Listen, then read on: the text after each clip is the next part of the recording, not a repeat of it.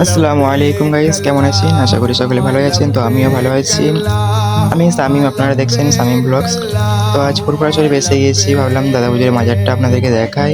চলো বাইরের পরিবেশটা দেখা যাক।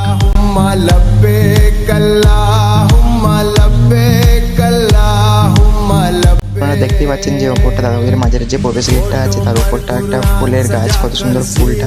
এটা হচ্ছে প্রবেশ গেট, এটা দিয়ে মানুষ ভেতরের বাইরে যাওয়া আসা করে।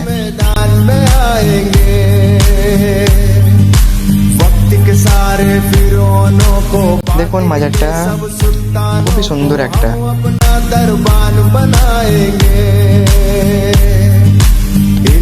আপনারা এখানে যদি এসে থাকেন তাহলে নিশ্চয়ই জানবেন। আর কে কে এসেছেন মাজারটিতে, কে কে জিয়ারত করেছেন কমেন্টে একটু জানিয়ে দেবেন।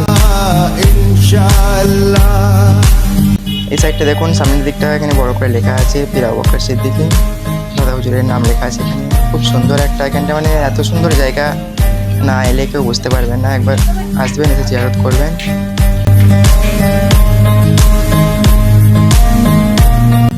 তো ভিডিওটা যদি ভালো লাগে থাকে লাইক কমেন্ট শেয়ার করে একটি সাবস্ক্রাইব করে দেবেন। আর কমেন্টে বলে যাবেন কে কোথা থেকে ভিডিওটা দেখছেন।